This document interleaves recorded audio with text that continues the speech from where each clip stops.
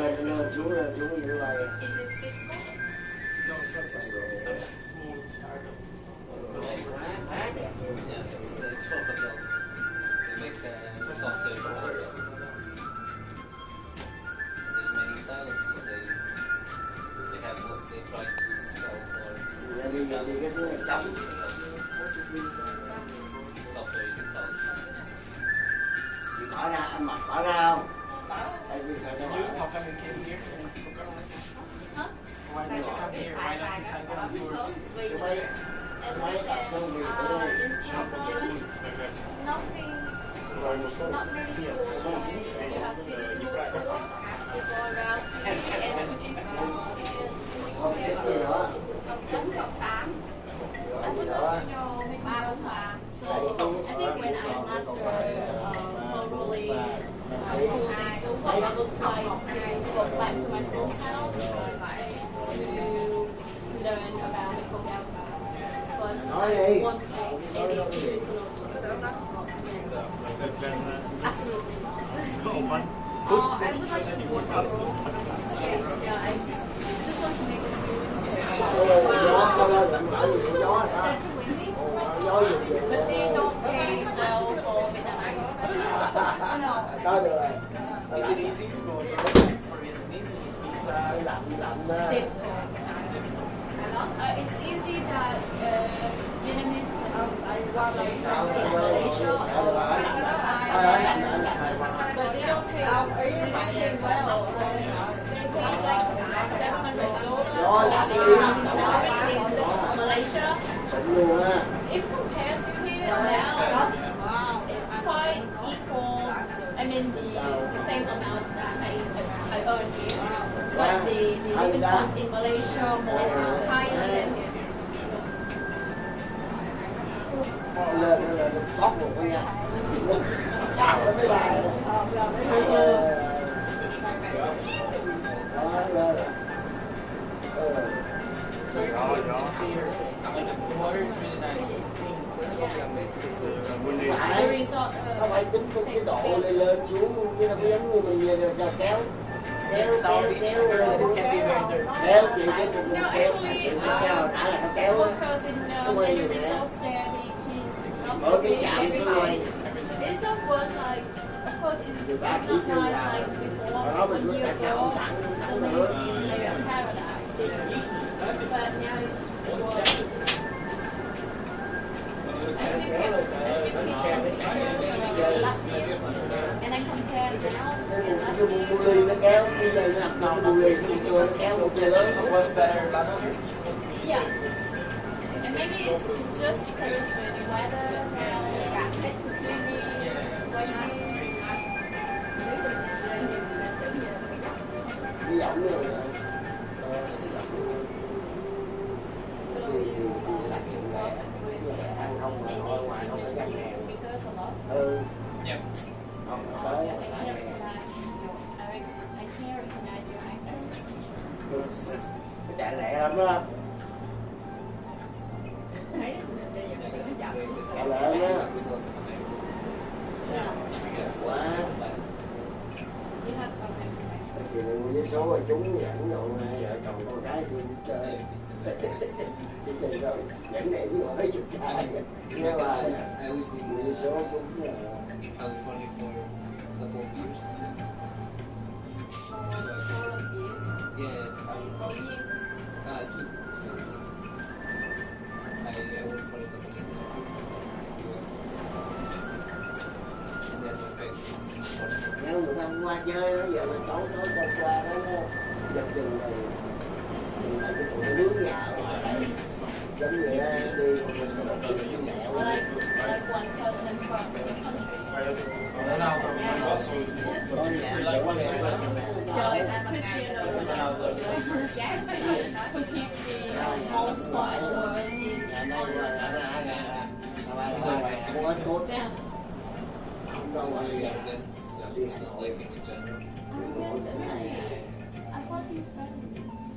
I think it's friendly for everyone else, but for us, it's not our friends. không có gì đâu vui trời ơi là có chuyện trai ngon Even he's now he's old, he's still friends very hard.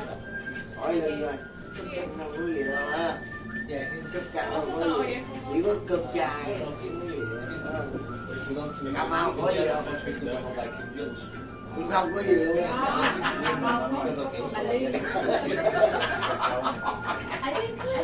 Có bài đi với ông Phi, nói nhiều là gì đó.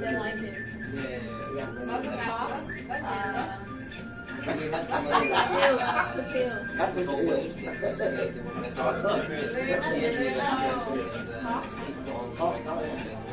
ông là có cái chuyện vui. Không có có cái chuyện nào có chuyện everything is Christian.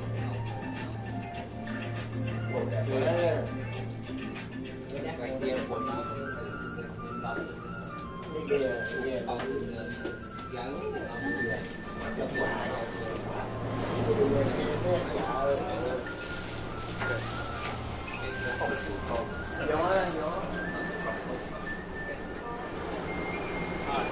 cái này đâu ai được đâu, tự cám mới chạy đâu ai được chỉnh đúng không? You're getting up.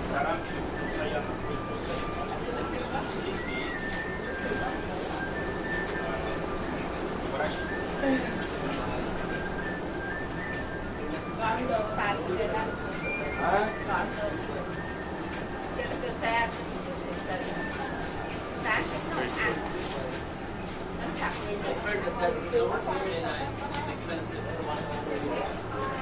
Không 97 của ai vậy? 8 Lộn rồi.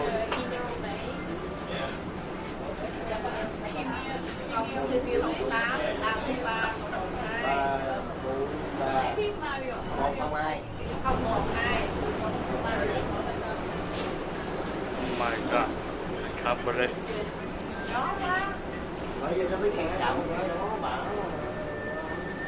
không lại được nổi luôn một luôn.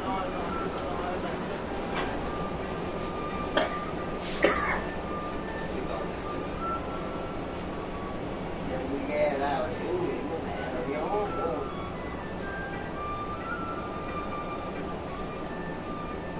Yes. Cái gì đó làm ở nhà để nuôi cá. Cái bò cái dặn nó sợ khách trong nhà sợ chắc là trong cỡ nha. Trong độ nhiều luôn sợ mất cái liệu. Mình đang gọi cho Bi á là gọi cho xe Taxi. taxi rồi xe máy nó bắt đi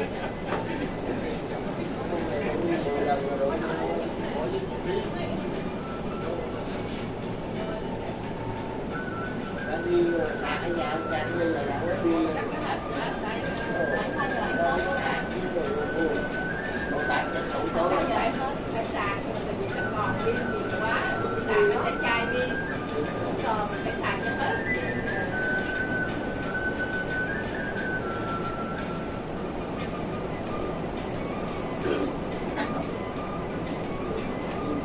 cám đó chứ nếu chạy chạy giết với mẹ đây là alo Không có gì nó xuống.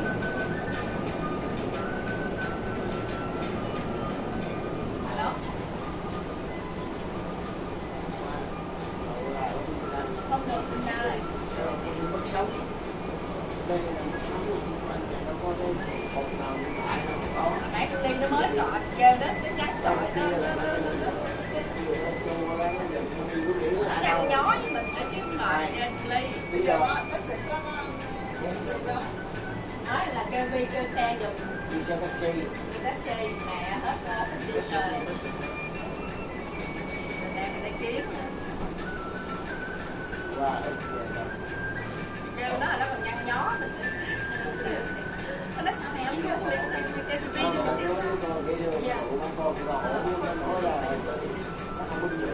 lằng nhằng đâu quá ví dụ gửi nó lại tự mà thấy mình đọc một khảo khảo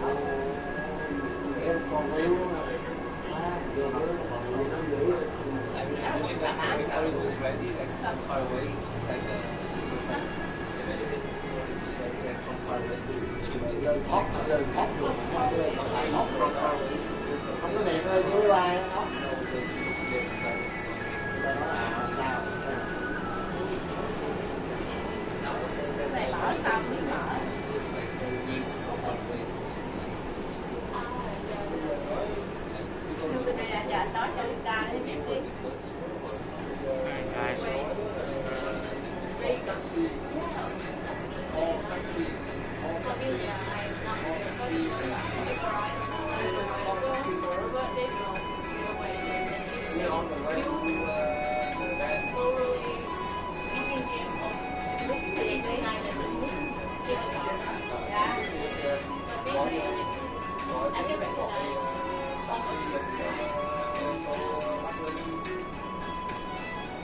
Mẹ đã đi hết pin rồi. Đón đón cái cáp treo luôn đó.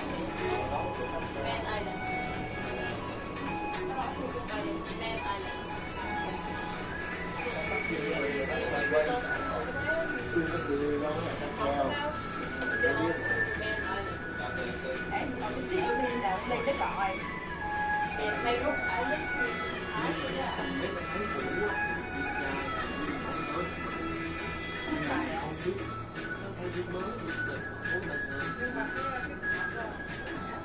Nó đã cạn rồi.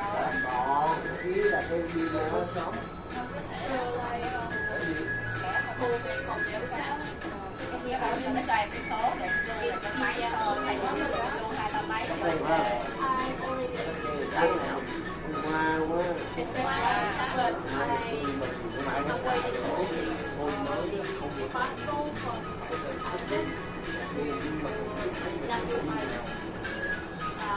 They got a complete machine transit. Don't do it like I don't know, have 24 hours. Yeah. Tại vì anh thấy em hết pin rồi. Bây giờ pin chỉ có pin của pin cái hơn về đó cũng được sao tôi mất sống được mất sống rồi dài sạch hết quan trọng là hồi sáng cho cái 2-3 người biết cái số điện thoại của thầy thì đỡ.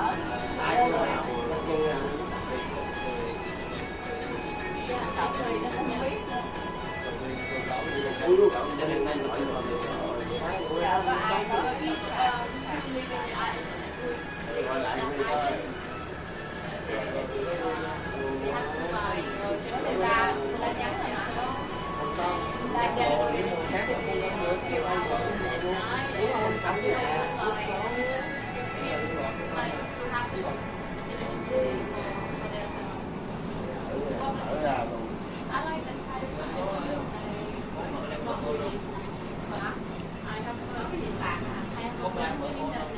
Thôi đó coi là rồi em hết pin thì phải gọi em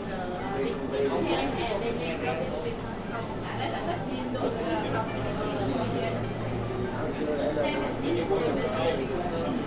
Bây giờ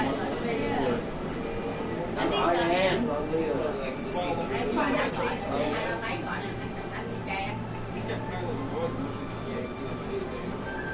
gọi được chuyện tiếp nè còn cái chưa nó ngủ hoặc lấy máy đi chơi Huy ơi this bag is next air and water consumption.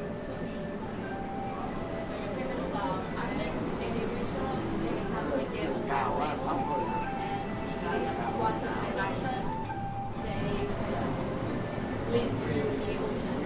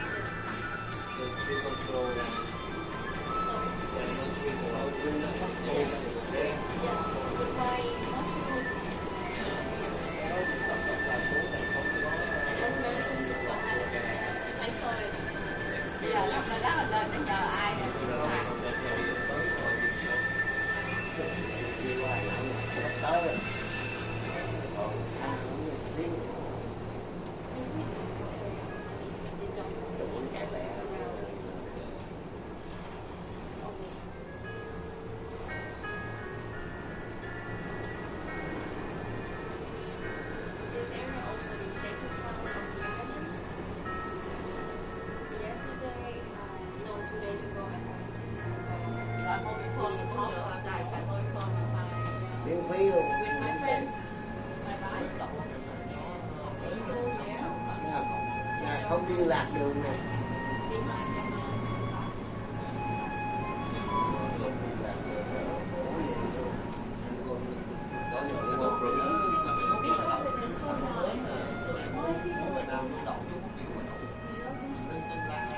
Ở đây hả? Người ta tránh bão. Nhiều quá sao mà nó tránh bão.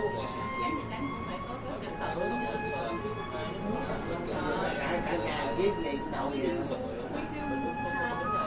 Hay là vậy à, bến gì về mình ra dạy khi nó cũng biết nó gì họ luôn khu đi ngoài education này là đi xếp thì nó khi nó có gọi là trong again còn mấy cái kia là nhà bè, nuôi bè, like you build the house and Đó mấy cái bè bự là bè. Kính chào quý khách, tuyến cáp treo đang đưa quý khách vào ga An Thới, kết thúc hành trình khám phá sân vườn Hòn Thơm Natural Park. Chúng tôi hy vọng quý khách đã có một chuyến đi ngập tràn niềm vui và trải nghiệm thú vị. Cảm ơn quý khách đã lựa chọn Hòn Thơm cho kỳ nghỉ của mình.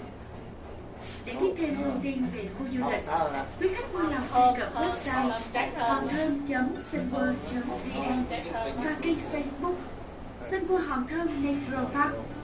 Nếu cần bất kỳ sự hỗ trợ nào, xin vui lòng liên hệ với bộ phận hỗ trợ khách hàng của chúng tôi tại ga An Thới. Rất hân hạnh được chào đón quý khách trong thời gian tới. Kính chúc quý khách sức khỏe và nhiều niềm vui trong cuộc sống. Xin chào tạm biệt và hẹn gặp lại. Nhậu thơm về quên nói lẹ chứ sao tiếu nổ lẹ bà tôi thoát ruột luôn này